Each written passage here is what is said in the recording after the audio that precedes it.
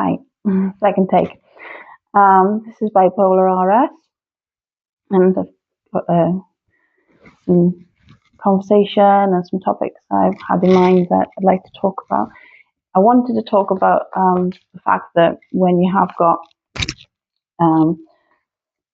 any kind of mental health issue, it reminds me a bit of when you go to the opera and it's got the sad face and the happy face, because you've got two different completely frames of mind. I mean, I always say that the bipolar condition is better on a high than it is on a low, because you have more fun when you're having a high, and when you're on a low, you just, end of the world situation. But it always reminds me of a kind of two sides of a coin. And it's just sort of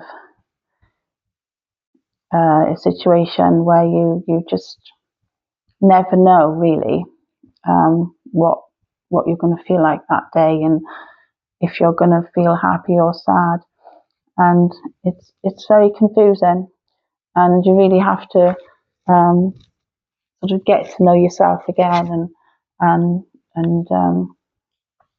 as I say, when you're on a high, it's very sort of exciting. It's very euphoric, and you feel you can do anything. You can work double shifts, you can go out clubbing after work and come home in the middle of the night or early hours of the morning after embarrassing yourself, and perhaps in the local nightclub,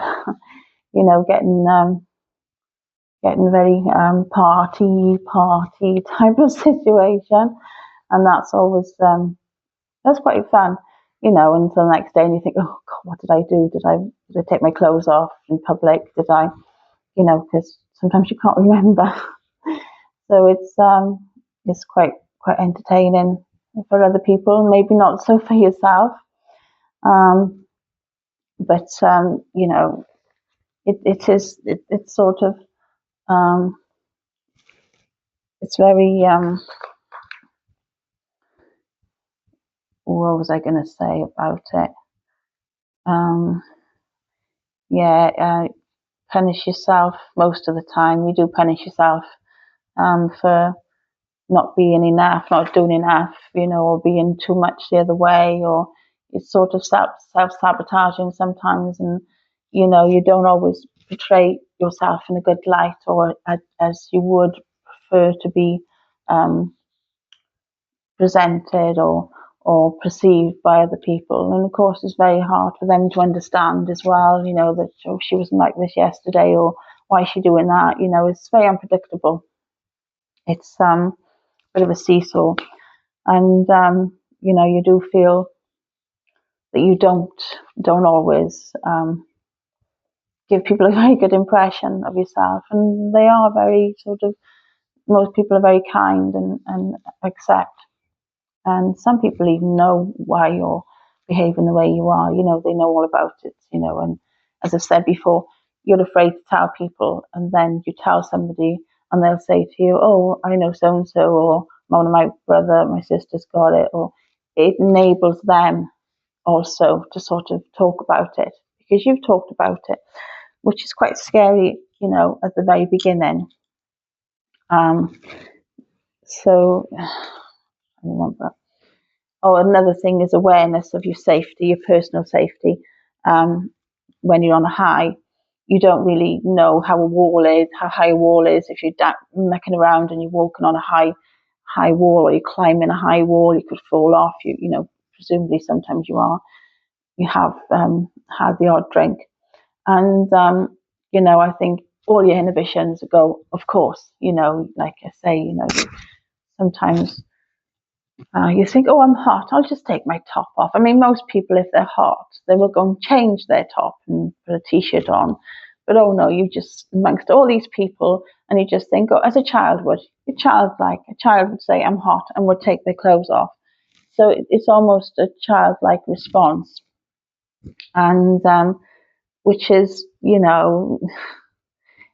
that's not pleasant to be an adult and to be behaving like a child. I mean, and people behave childish all the time, especially when they've had a fail. But you know, you don't come across as all those things you want to be. You want to be professional. You want to be reliable. You want to be um, somebody you be dependable. This is the biggest thing I had was losing my freedom was one thing I hated more than anything, and then getting back into a position where you could be that person you was that were all that time ago, whereby you could be relied upon and you keep good time. You're always punctual, always, you know, and then all of a sudden people just can't rely on you. They can't depend on you, and you're just in a position where it's all sort of gone, you know, down the pan. But as I say, you know, it's you know, it is the case where you're sort of at least on a high. You're happy, you know. That's the one thing about being on a high. You're not depressed. Whereas when you're in the low, you're extremely low, you know, and it's like two different continents. It's how the body and the brain copes with it. I don't quite know because it's quite extreme. My phone is lopsided, but I don't know. So you know that's major.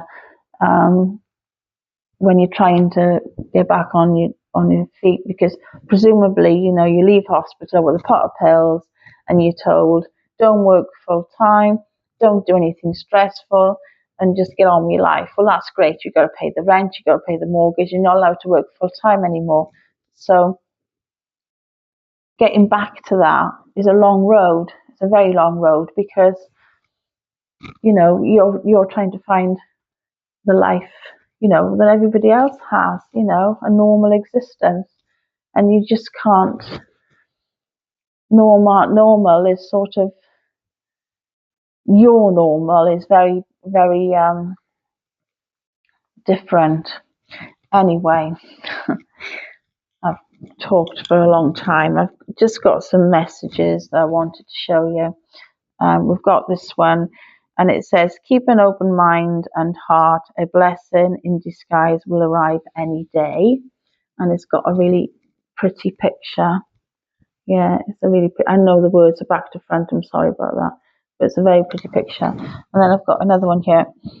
What you are feeling isn't fear, it's excitement. Embrace it. It's a really nice one as well. Yeah. And have hope. You have the power to change, to make that change. Now make it. That's a pretty one, isn't it? Last one. The answer is near. You just need to look a little closer to home. There's an angel feather there. Yeah, so I think that's much of muchness. I do write a lot of notes, and I can't always.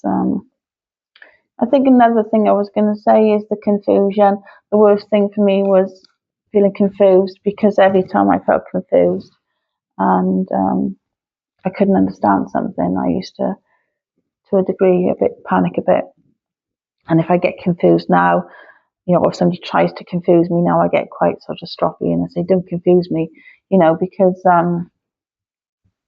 yeah, I don't like that feeling.